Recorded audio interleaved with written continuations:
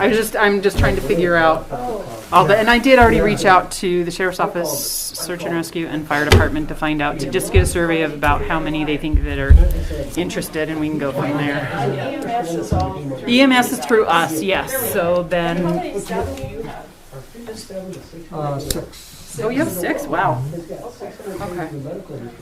So if you're going to take care, if St. Pete's is going to take care of you guys, then we won't need to think about you. Okay.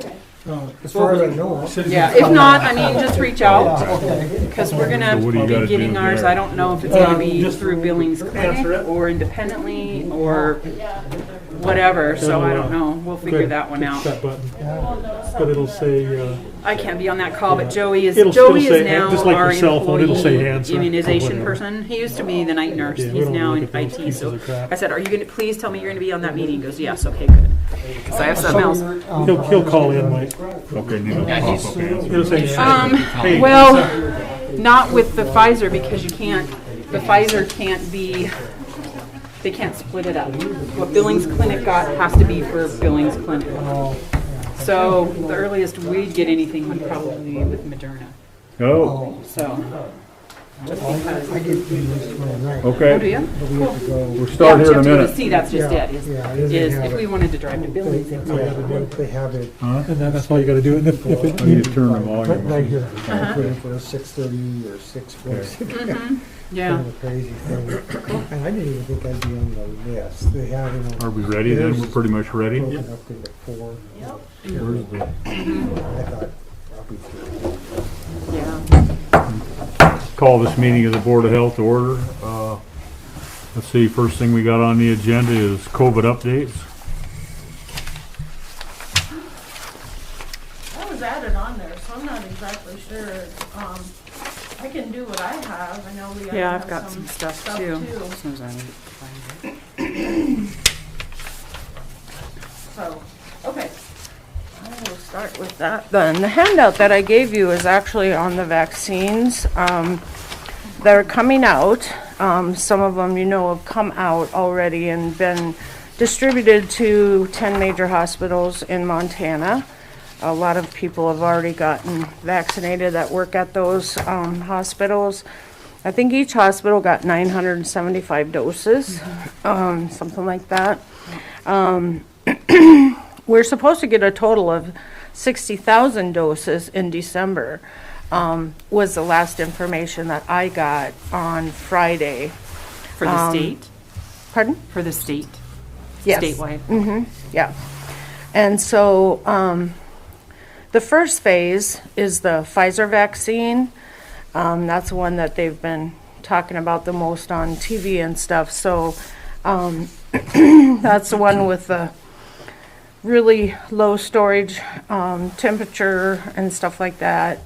It was the first vaccine to come out.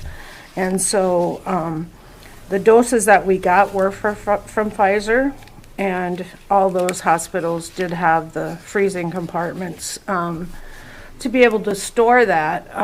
Leota and I have been talking, we have the data loggers, but we don't have the storage unit for that particular vaccine. And so I'm guessing, we have a meeting at 3 o'clock with the immunization department from the state. And so unfortunately, I'm going to have information after this meeting instead of before.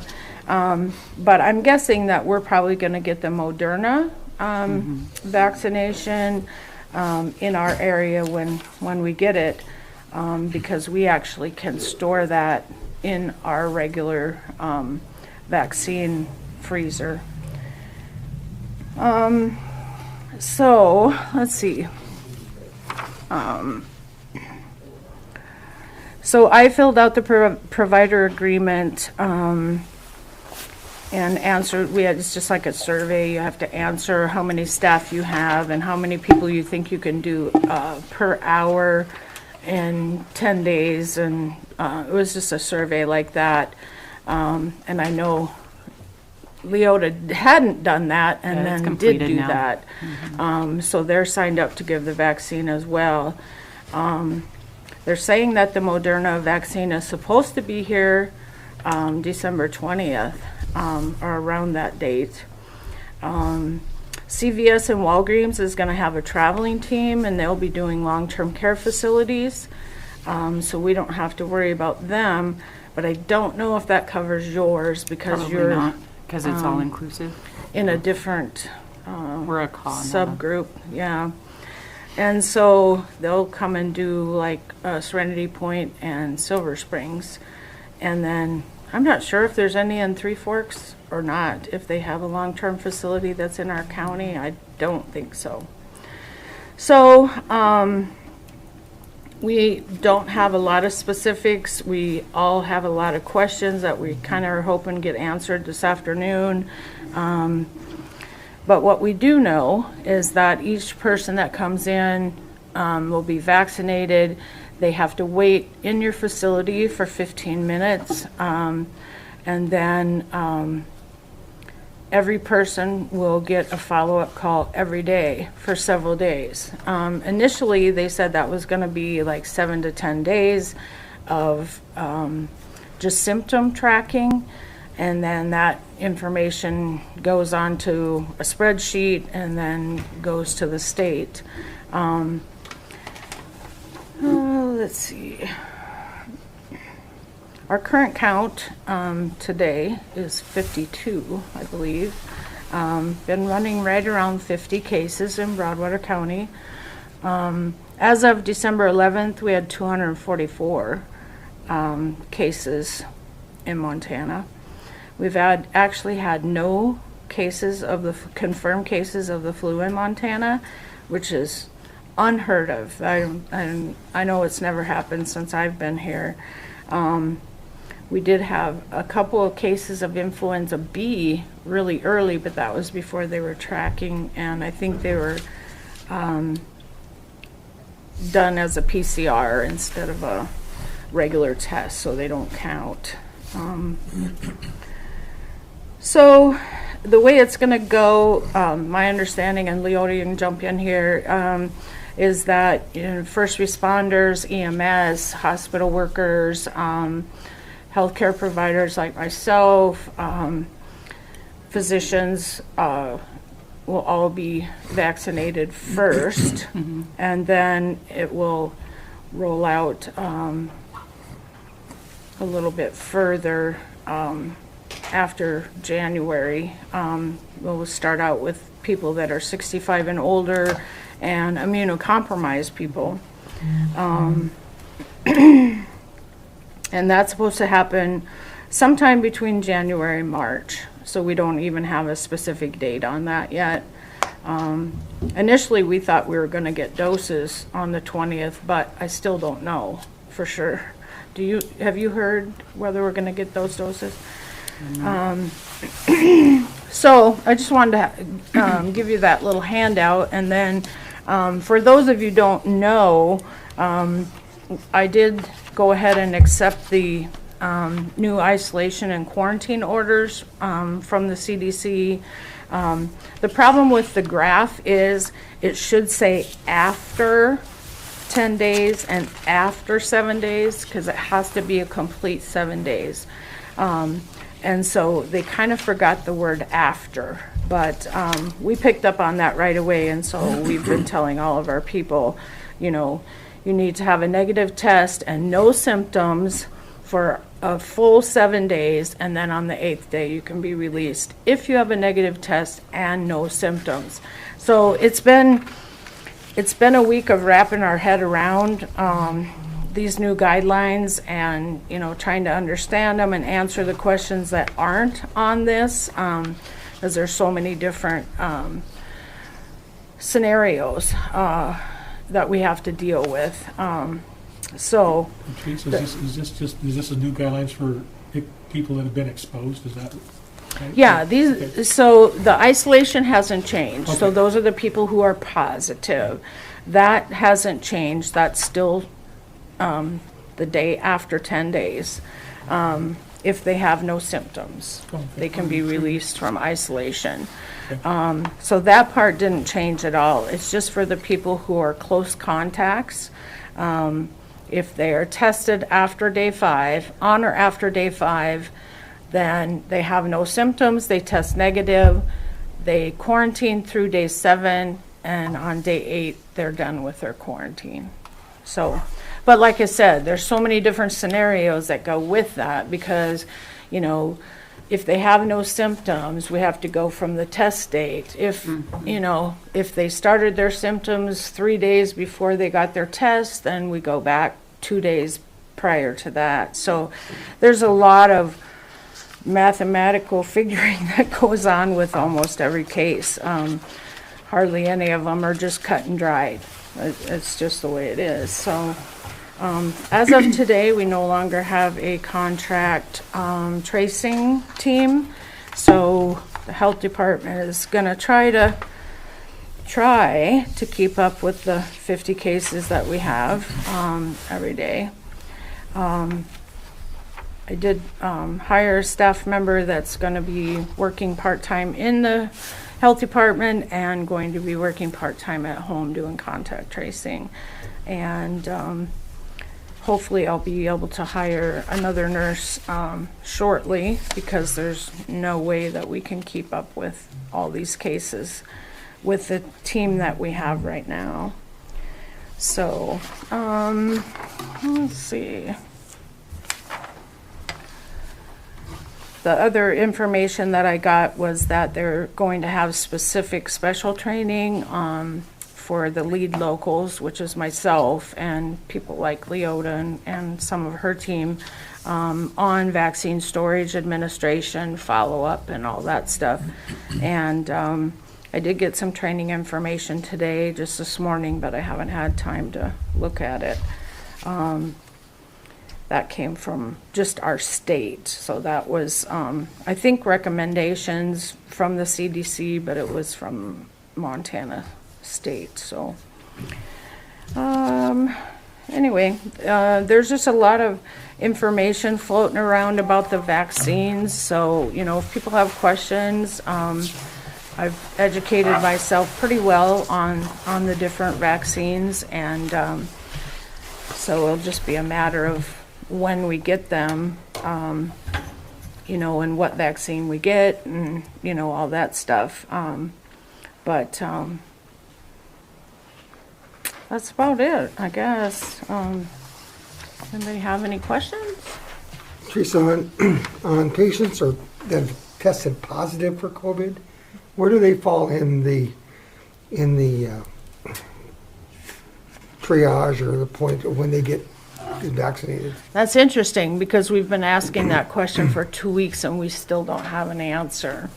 Have you haven't heard anything I either? heard an answer on a call that I was just on with Billings Clinic, and they said, yeah, they do need to be vaccinated, but they didn't specify, like I say, where they were they going to fall come on in. the tier. Yeah. Yeah. Well, somebody that might need it, that's, we hate to see it. Yeah, Yeah. exactly. And I don't know Yeah. if that's something that each 200 each doses, area is going to yeah. be able to determine who. Yeah, because there's people here that have had the virus. So, you know, do they need to get the vaccine? The answer is yes. When they're going to be able to roll into that spot where they're eligible to get it, we don't know that. And the reason behind it is because they don't know how long the immunity is going to last. You know, from the time you got the disease to when it wears off. There just hasn't been enough time to do that study. I know they're studying it, but that's a time-involved study, and so you know, there's been very few cases of reinfection, so we know that rate is low, but we just need more data. There just needs to be a lot more data on that. So the 14,000 people that Pfizer had on their, you know, trial thing, you know, I mean, I think they're still only in about the 6-month area, so they still have a long way to go to be, you know, to have more testing done and stuff like that. I'm sure they'll do antigen testing and stuff like that to find out, you know, how their body is, you know, doing with the antigens and antibodies and whatever. So, yep. That's, everybody asks that question. I get that question. People call all the time and even ask that question, and they just haven't given us a firm answer Yeah. on that, so. Yep.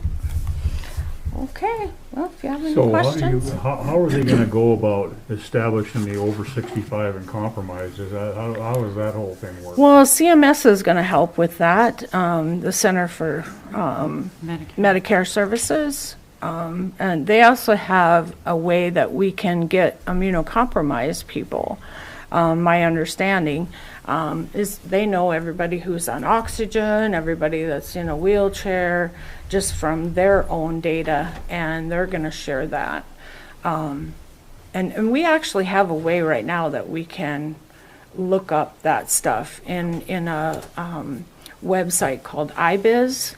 It's specifically for Montana, but we can find out how many people are immunocompromised just from the CMS website. But you have to be enrolled, and you have to sign up, and all the health departments are signed up for that website.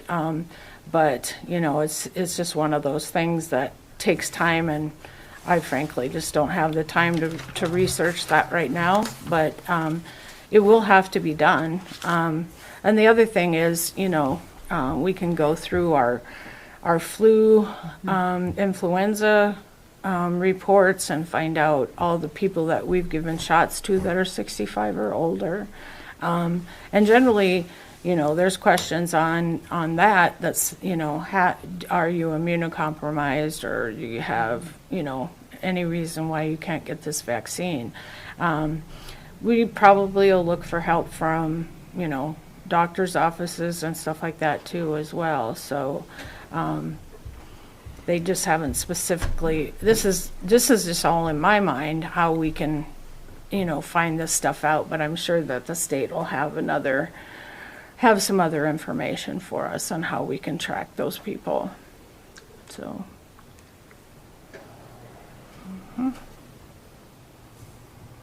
Yeah, people think we're already given the vaccine just because it hit Montana. So we've had the phone lit up.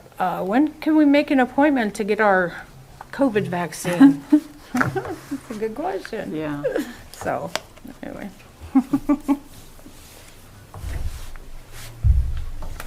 You got anything, Sean? Yes, I've got a couple things. I thought I'd go over just, we continue to get complaints about pretty much the same facilities over and over again. And they're the facilities that people can just walk into.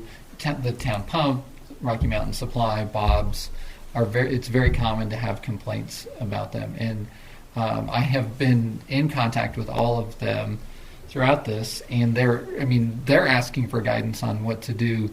They, Rocky Mountain Supply sent me, I think, a very nice email back, because we had a complaint.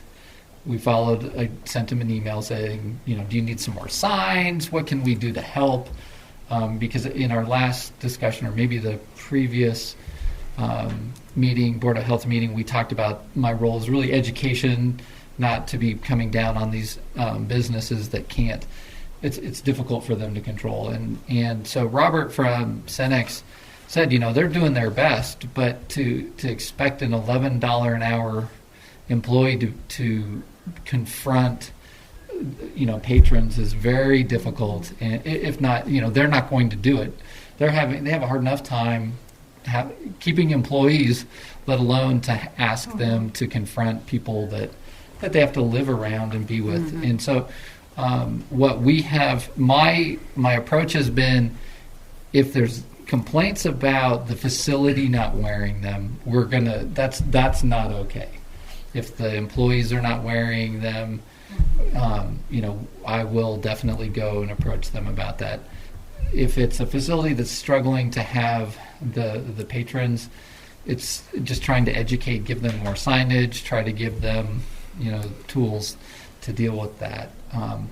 The other biggest complaint we have is that one of the bars was supposedly staying open past 10, which is another, that's the facility, so I don't feel bad about reaching out to them and saying you can't do that.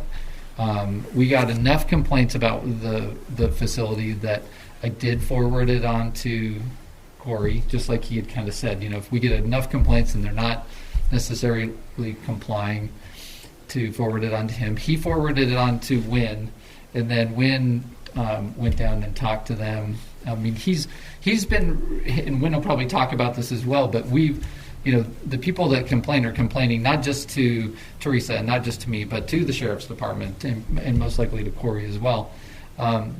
The 10 o'clock thing is, that's something that the facility can do. They have the control over that. It's not up to the patron, so there's no excuse for them to have stayed open past 10. And I don't know if they are or not. Wynn was going to talk to him, I think, maybe yesterday again, but some of it is the complaints are being driven from other facilities that do the same thing, other bars. So I don't know what to do about that. But I think that it did work out very well. We received multiple complaints about that facility. I followed up with Corey. Corey followed up with Wynn, and then Wynn actually called or stopped by the office, and then I was able to call him and talk to him about it. So I think that, without, I don't know that we have a lot of options for places like Town Pump and Rocky Mountain Supply without telling them that they have to turn away customers and they have to have their $11 an hour employees confront that. And I don't know that that's where we want to go. If it is, you guys need to give me guidance on that. But hasn't been our approach so far. The archery event is the only event that we have kind of coming up in the future. I did hear back from Debbie about the Christmas stroll. I don't know if anybody went to the Christmas stroll, but I heard it was it was well attended, but I also heard that it was well done outside and people played by the rules. Of course, that was the the people that put on the event that got back to me about that. So I didn't attend it myself, but I think I'm hopeful that it did play out well. We have nothing coming down that I know of in terms of plans, and I think that every time I say that, we get like 3 plans the very next day or while I'm here. So, but I don't know. In January, I've got a lot of things going on. People are typically recovering from all of their events in January. I feel like there was one more thing. I did take a call yesterday, and I referred her to you, that she was going to plan an event. So yeah, you'll probably get hearing from her. Yeah. I think that's everything I have in terms of COVID right now. Anybody else have anything? I can expand on a few of those things if you want me to. Yeah. Well, one of the things from the sheriff's side and is obviously the compliance issue. And if you guys aren't aware, Cascade County Taverns Association basically told Cascade County they weren't going to close down. And then they were going to take that to the state level. And so that is an interesting thing to go into play. I'm not sure how County Attorney Racky is taking that up there in Cascade County. I know, talking with Sheriff Slaughter, they're trying to figure out what's next. As Corey and I talked about yesterday, they had the hearing with the Rocking R Bar out of Bozeman. I'm not sure how that went down. But we're seeing a lot of these things. I saw yesterday where 300 businesses and individuals filed a lawsuit against Governor Bullock in regards to him and his directives in regards to businesses closing. People have had enough. Compliance is going to be an issue that is unbearable for everybody here. I will tell you now, it used to be if you weren't wearing a mask, you were getting shamed. Now if you're wearing one, you're getting shamed. The tides have turned. And I was just in Rocky Mountain Supply, and people in there were looking at me like I had a horn growing out of my head because I had a mask on. And it's not the employees, it's people walking in. So I think you're going to see some compliance issues. I think we're going to see some people drawing a hard line in the sand saying we're not going to close. And one of the conversations with the bar owners is they have a liquor license they spent thousands and thousands of dollars upon to have and maintain, and they have to shut down at 10 o'clock, where you can go to Town Pump or wherever after 10 and buy your beer until 2 a.m. And so they're paid $500 for a beer and wine license, and I'm paying $50,000 for a liquor license. Why do I have to shut down and I can't serve? They get the fact of having them in the bar, but they still can't serve. They're not allowed to do that either. So there's going to be some issues in the upcoming weeks, I would imagine, that's going to come into play in regards to how this is going to work. I kind of wish Sean and I had a long conversation yesterday. County attorney and I had a conversation about this yesterday. I've always took the stance I'm not going to enforce things. Corey wants to take it upon, he can. We try to educate and do the best we can, but now we're meeting some resistance. And one of the things that, like I told Sean yesterday, is that people are starting to fly the flag, don't tread on me. And that in and of itself is iconic to people who don't believe in government authority. And so when the businesses start flying those, it tells you the disposition of the attitude that they have. And I'll be honest with you, my guys are worth a hell of a lot more to me than whether or not somebody's open at 10:30. I am not going to get in a physical altercation or confrontation with somebody getting pissed off and grabbing a gun because they feel the government's overreaching. And there's a lot of things that are questionable in every aspect. Whether things are, some people will say it's not constitutional, some people say it is. That's not for me to decide. I'm not a constitutionalist. So it makes it very difficult, and I'm sure Corey can express the same anguish in an aspect, because people ask us questions all the time. We just don't have I know I don't have the skill set to answer, and so it does put us in a position. So in regards to the one bar, I did talk to them. They admitted they had been open late, and I said, if you're doing it, stop. We don't want to hear any more complaints about it. They said they would. So I think that hopefully is rectified, I hope. And then, of course, the other big thing is what's Governor-elect Gianforte going to do when he comes into office. And I know Sheriff Slaughter and I believe Sheriff Harbaugh are both part of that COVID task force, but they have not met yet, as far as I know, so no one has a real clear idea of where that's going either. So there's some enforcement problems out there. The other part, I will tell you, and I know you don't want to hear this, is there's a lot of people that have told me personally that they have had the COVID virus, never got tested, and never said a word. And now they're coming out of the woodwork telling me that they had it. And that's alarming in the aspect, because we don't know where it's all gone in what's transpired. But there's so much fear-mongering, I guess, in the media in regards to this, that people are afraid to say anything. And they'll just zip their lip, do their thing, and never say a word till after the fact. And I see that. I mean, I have a lot of close friends that have all done that and never said a word to me till after the fact that they had it.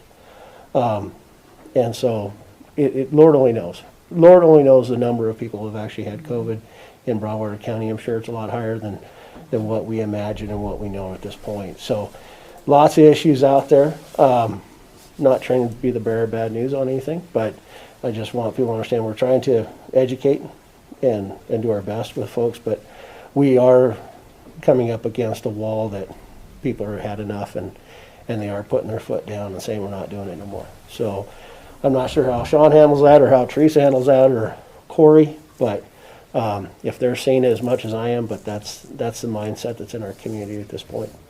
So, any questions? No? You got that Debbie Downer look on your face, apparently. Yeah, I'd like to add some information for you. So first is I think we're submitting it today. We've applied for a grant for some equipment, because we're finding if we have to work from home, we don't have all the equipment we need. But in conjunction with that, The Board of Crime Control has some grant funding where it's possible. We don't know yet if we'll get it, but we've applied for a grant to augment the funding that the county gave us for a deputy county attorney, that this funding together would make the ability to actually advertise for a full-time position. So I've had that part-time position out for 2 months and haven't had a single applicant, because it's a part-time, job here in Townsend, and trying to get a lawyer here to do this part-time. It's just, it doesn't work for a young lawyer to do that when they're trying to get into a practice or trying to figure out how to be a lawyer on their own. So I'm thinking potentially if I get this grant that I will have the ability to bring a full-time person in. If so, that attorney's job will have a very large segment of his or her job will be dealing with COVID and dealing with legal advice for the board. We'll deal with COVID response, COVID enforcement, et cetera, assisting on follow-ups, complaints, everything. I guess here's where I am right now in terms of the enforcement. Number one, there's all these people throwing all these loose opinions out there about what is constitutional and what isn't constitutional. No court has ruled one way or the other on that. So until that happens, all those opinions aren't worth what you paid for them.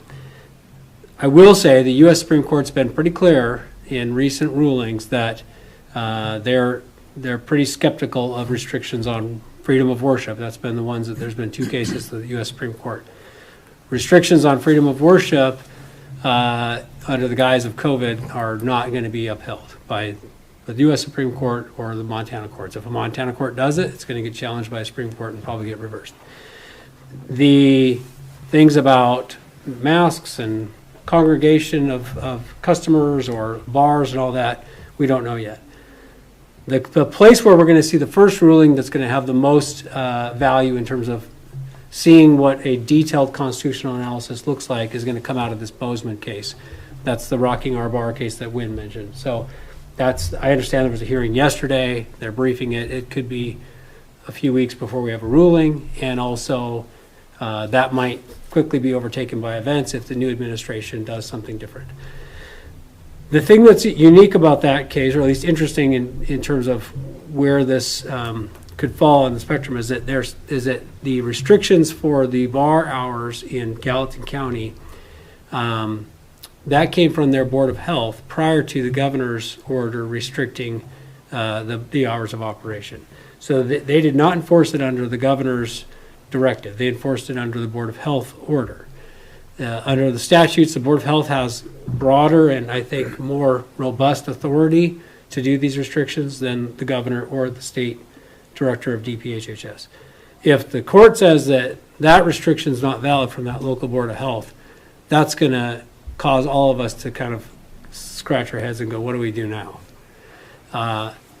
Having said that, I suspect that any restriction, you're going to have the science to back it up that says if you're in a bar at 10:01 p.m., you have a greater risk of getting COVID than if you're there at 9:59 p.m.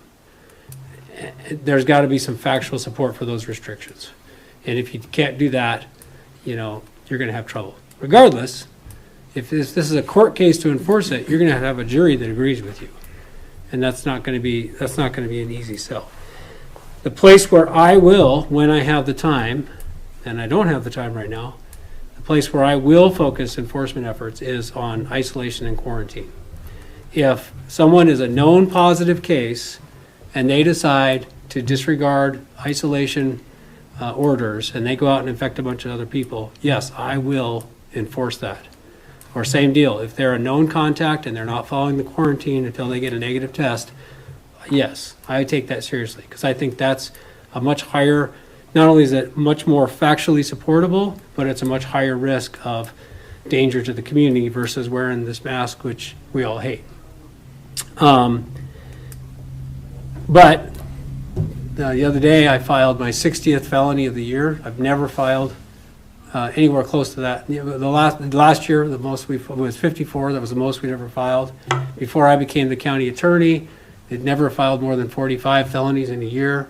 Every year, we're just eclipsing the record. So, and then number 61 got arrested last night. So, I mean, I've got a trial in a couple weeks. We're briefing. I have a brief due Friday for that trial. And we're just, everything is just, that the criminal caseload is like, it's just on turbocharge right now.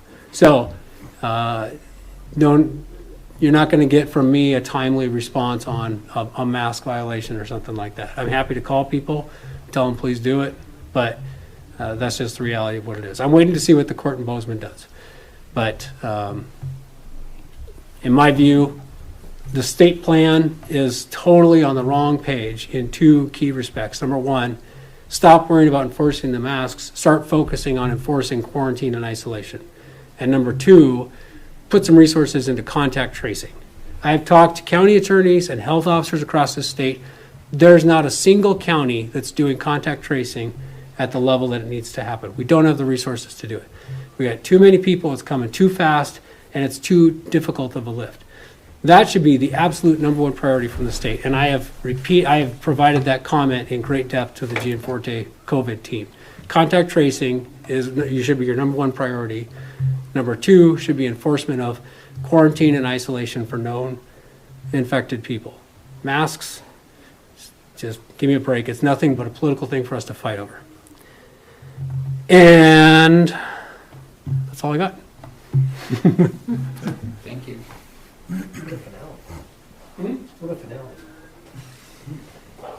Thanks, Corey.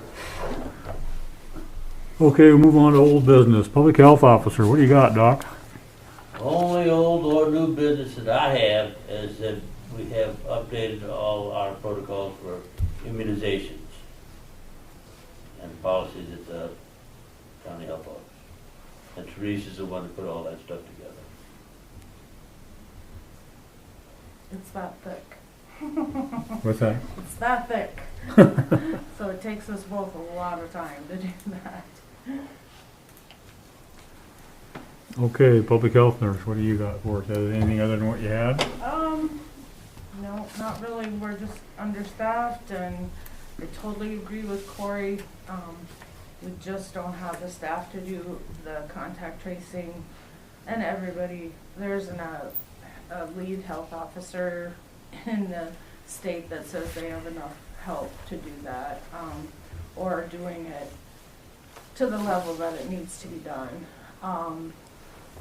It is quite overwhelming, especially if you get 9 cases in one day and, you might only have 2 people working that day. Just to do the interview and then make a list of all the close contacts, and that might take 2 or 3 days to find out all their contacts. Oh, hey, I forgot so-and-so, and I forgot so-and-so. And then to follow up with them every other day until they're off, it's very overwhelming. The new guidance is going to help some on that, but I really need people to understand that new guidance, that we do not have to follow that. I chose to follow it on a case-by-case basis, and so that means that I have to see every case that we have. But I just feel like there's some cases that, just don't qualify for those restrictions to be changed. And so it actually made it a little bit more difficult, but I can see where the people who were quarantining for 24 days, and that's people who have a positive household case, and they have to start their quarantine on day 10 of isolation. And so that gives them 24 days of being in quarantine. So this is very, very helpful for them. They don't have to quarantine as long as they have a negative test on day 5 and have no symptoms. So it's really reduced the,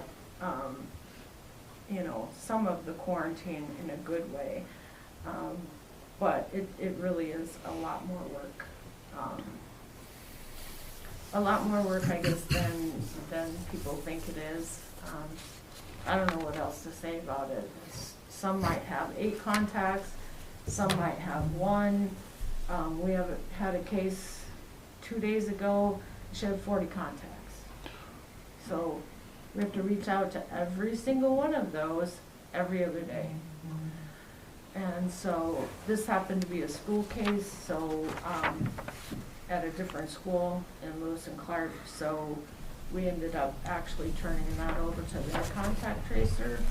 So fortunate for us, we didn't have to do those 40 people, but it can happen. We've had as high as 14 per person. So it takes a lot of man hours, a lot of staff, and we don't have it right now. So. Okay. Any other board member health reports? Did you have some stuff for us, Leota? Just that we, as far as the vaccine, we do obviously not have the deep freeze. We don't even have a regular freezer that would be able to have the capacity to hold the Moderna, but because of the it's good for 30 days in a refrigerator. We do have the refrigerator that's able to do what they're expecting it to do. We're not sure exactly whether that's going to be coming from the state or if Billings is going to get theirs and then divvy it up with all their little affiliates. So we're still working on that. We've got a team on that. I've also reached out today after talking to Teresa. I reached out to the sheriff's office, to the Ed at the fire department, and to search and rescue because we have the EMTs, just to get an idea as to how many are interested in getting the vaccine so we can make sure. I don't think there's going to be a problem having enough to be able to do that. So we have right now no residents are positive for COVID. We do have one on rule out just because he's got some odd symptoms. We'll find out on that. And we do have one patient that is positive. But other than that, I mean, we kind of got a handle on it right away from last month's report, and we're being very diligent in monitoring that and watching symptoms. We're doing our vitals every day on them all the time, temps twice a day, and really just being very diligent. And so, other than that, unless anybody has any specific questions. What are you going to do about vaccination in your And then the long-term care. long-term care? It'd probably be, because it isn't, we cannot make it mandatory, if we would contact the residents' families or whoever their POA is and have that discussion like we do every year with whether they want the flu vaccine or not. And be able to educate them and give them the information about the COVID and answer any of their questions. So, Okay. yeah. Did you get that specifically from a legal aid or anything What? as far as it being mandatory? Because it's during a pandemic, you cannot make it mandatory. Oh, okay. So it's not something that is enforceable at this I didn't point. hear that, but you're gonna start hearing a lot of talk about companies, because after Ebola, there was a lot of hospitals that made it mandatory for their employees, and if you didn't get the shot, you didn't get to work there. Yeah. And so I don't know what the legality of that is, but I do know that St. Pete's did it because my daughter worked there. Sure. And so... Yeah, I don't have the legal background, so I don't know. Yeah. I know that's the approach Billings Clinic is taking. Is it's not mandatory, and I can look into that. I'll ask our legal and find that out. might be a good question to ask today, to find out if they're if companies can make it legal or make it mandatory for for employment. their peeps to work there. Lots of good questions, not enough answers.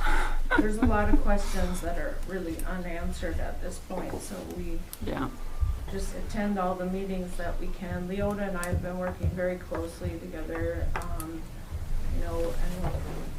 when the vaccines do come out, we're probably gonna be sharing staff and Figuring out how to make it work. stuff like that, because not only are my department, we're not gonna be able to just stop doing contact tracing and investigating cases, and doing vaccines, so, Yeah. yeah. It's gonna be interesting. I try not to think about it, it keeps me up at night.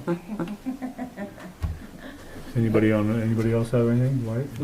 I guess one of my comments was kind of along with what Teresa just said.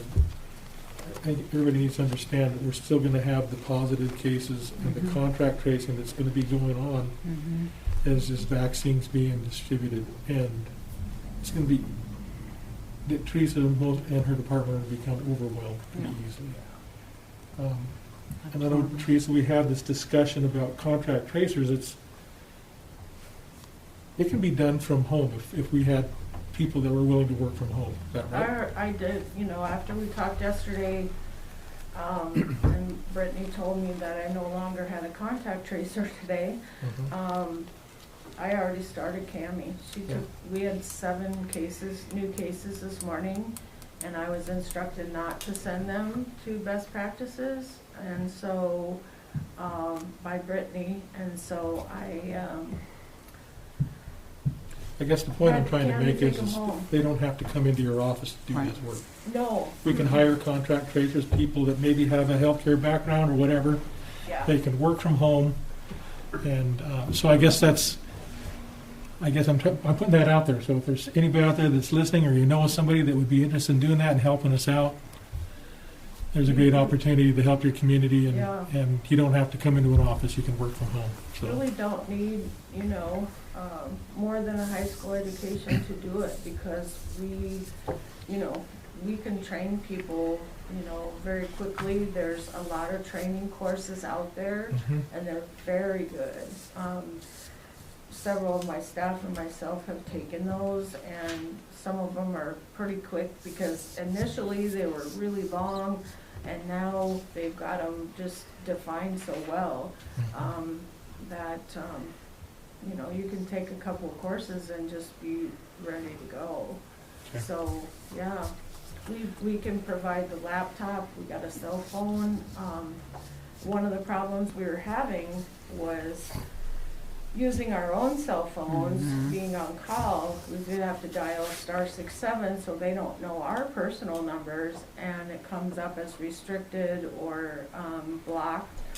People won't answer those calls. I don't. So, so we did end up purchasing a cell phone so that we wouldn't have to. It was a debacle. So the cell phone. I was on call last weekend. I had the cell phone, and it helped a lot.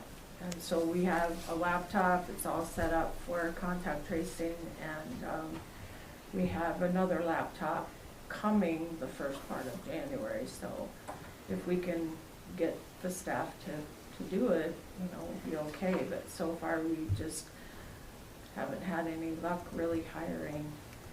Just aren't out there. Anything else? Okay, we'll go on. Let's see, we need the approval of the minutes for November 19th, or November 18th. I'll move to approve the minutes from November 18th. Is there a second? I do have one minor correction. Okay.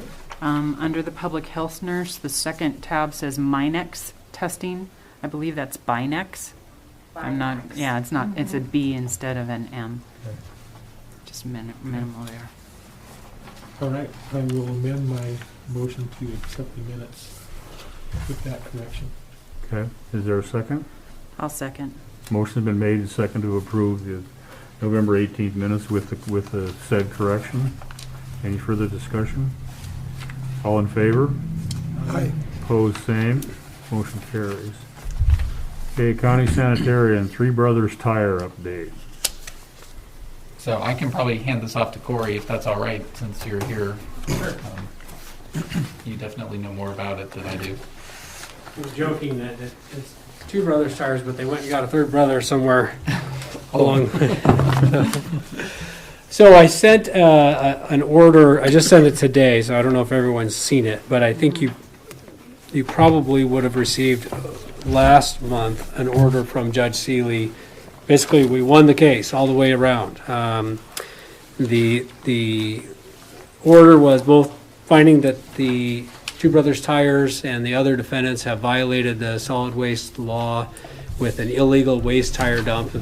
For those of you guys were new when all this started, but they initially started a waste tire dump up by Winston without permit, and and then they disobeyed the order of the Board of Health and DEQ telling them to stop. Then then we did an injunction hearing and sued them and stopped them. Then they went and established a new one in Raidersburg without even bothering to apply for a permit. So court ruled that we proved our case that they violated the Solid Waste Management Act, both with the Winston dump as well as the Raidersburg dump, and violated the orders of the Board of Health by disobeying this board's orders. This subsequent order, which was just ordered the other day, is a cleanup plan, and it's a very aggressive cleanup plan. So they owe by, looks like this was signed on December 7th, filed on December 8th. They owe a cleanup plan to us within 30 days of that order, and then they have to do a bunch of financial cost estimates. They have to supply the costs of financial assurances for cleaning it up, and then they ultimately have to clean up and lawfully dispose of all the tires on both sites by June of this year. So that's a very aggressive plan. The other thing that we need to do is we need to submit to the court a proposal for civil penalty calculation for the for the local Board of Health as well as for Montana DEQ. So I'm working on that. Here's where this gets a little dicey, and I want to make sure that everyone's tracking on this. So for DEQ is going to do their own calculation. They're going to give that to me in the next probably early January. For Broadwater County Board of Health, our civil penalty calculation is not a huge civil penalty. Okay, so when you enforce a Board of Health order, you really have two tracks you go down. You can go down the civil track and you can go down the criminal track. We chose to go down the civil track because for two reasons. One, if you have a criminal case, then they have a right to remain silent. You can't interview them. It's very hard to compel them to provide you information. We wanted to be able to go through full range of discovery, and we also knew we were going to deal with business entities. And that's the second reason we didn't want to do a criminal case. It's a lot harder to sue under a criminal case corporations for this behavior. You can do it, but it's a lot harder. And there's exceptions to different cases. I've never sued a corporation criminally. You can do it, or charged them criminally. You can do it, but like I said, it's a lot harder, and there's only certain times when you can do it. So we chose to go civilly, and the other reason for that is because when ultimately you win and you need to receive assets or funding to pay for the cleanup, doing that through a civil case is easier if you're going after corporations. So for all those reasons, we chose to go after civil case. So here's if you go to the Board of Health Enforcement, and this is Title 50, Chapter 2, if you go criminally, okay, then the person who violates the rules adopted by a local board is guilty of a misdemeanor, or if they violate some other, there's two different ways they can be convicted of a misdemeanor. But they weren't convicted of a misdemeanor in this case. That's a criminal case. You have to prove that beyond a reasonable doubt, and then you can't compel them for example, to give an interview. We did the civil, where we actually had a deposition where they were sat down under oath and gave us a bunch of information, and that was very important, by the way, in winning the case.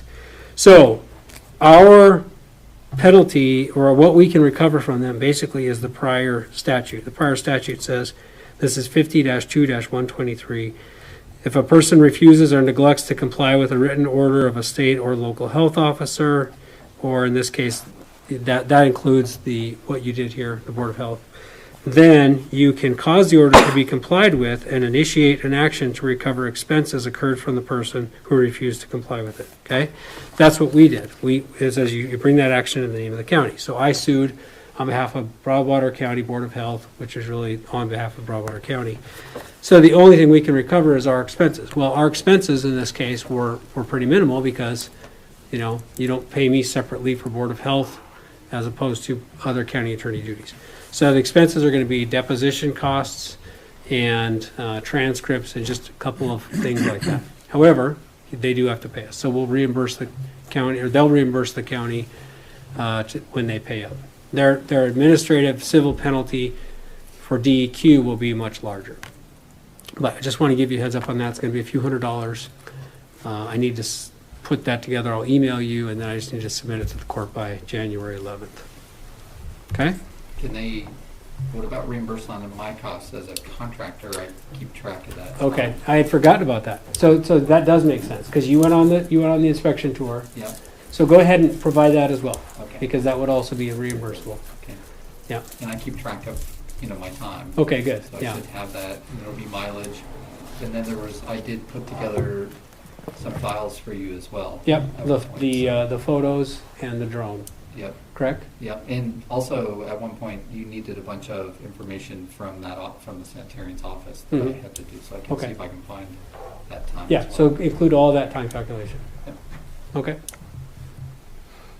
So there'd be a couple $100 more. I mean, Well, and the thing here that's going to be the challenge is well, I'll tell you more about the case sometime in closed door, because we're not done with this thing. There's some tactical things we're going to have to do here, but I can just tell you it's going to be a fight to get that cleanup done. yeah, it would be hard if they started today hauling out of there.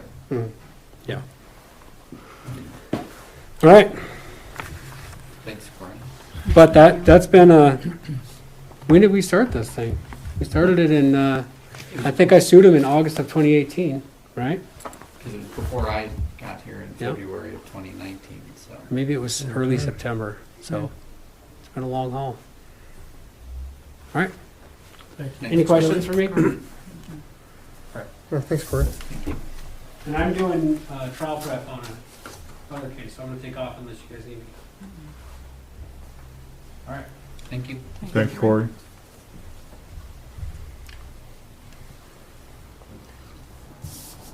Okay, new business. You got new business, Doc? No? Teresa? Sam? Any on the board? Okay. Sean, you got anything? Yes, I have one quick thing.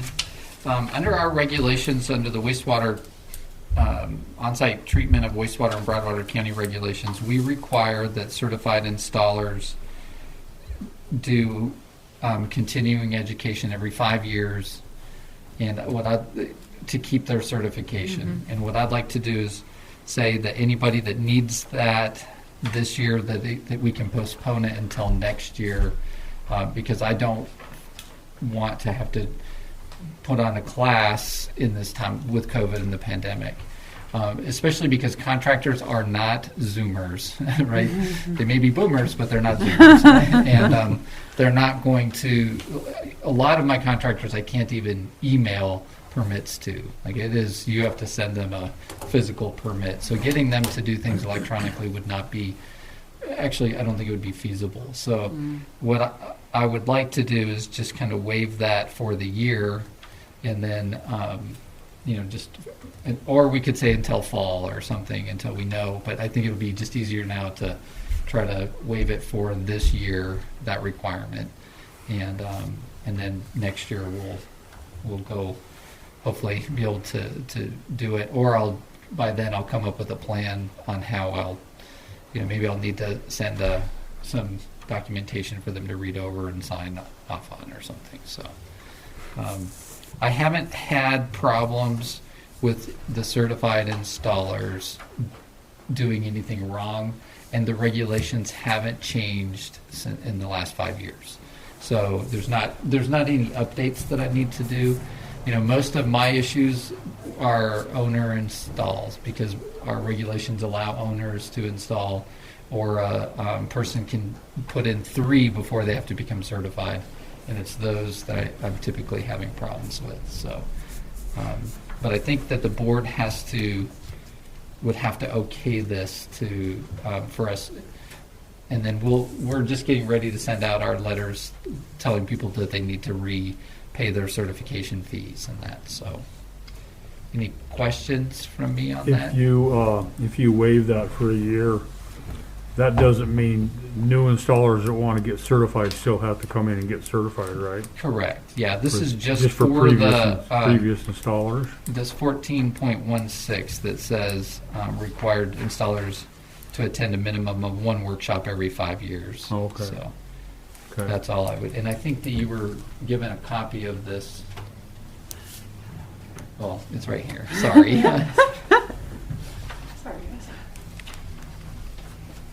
There's just a little bracket, and this is what I want to be able to reference when we set, if we do waive this requirement, is 14.16.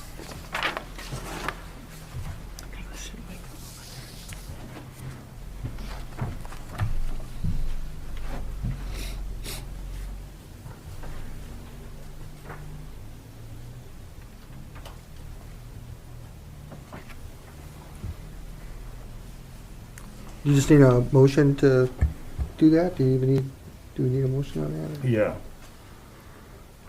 So is that's for 2020? Or is it 2021? So Okay, it'd be for next year's for next year's, okay. certification, yeah. Usually we would do a class in the spring Oh, okay. or late winter, right before the big rush occurs on trying to, Sure. breaking ground and everything.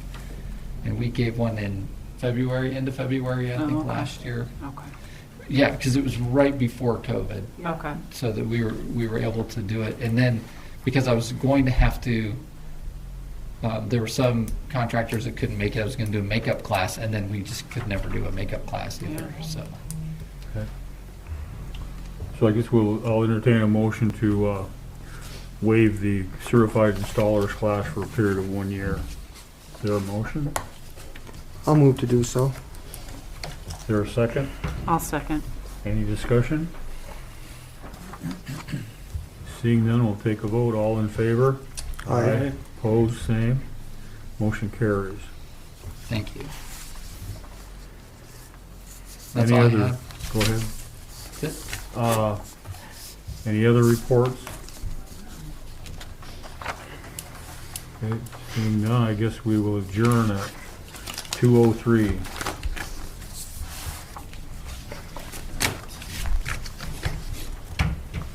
Thank you. Chrissy, you need anything from me today? Other than lots of bodies? Yeah. Well, Help!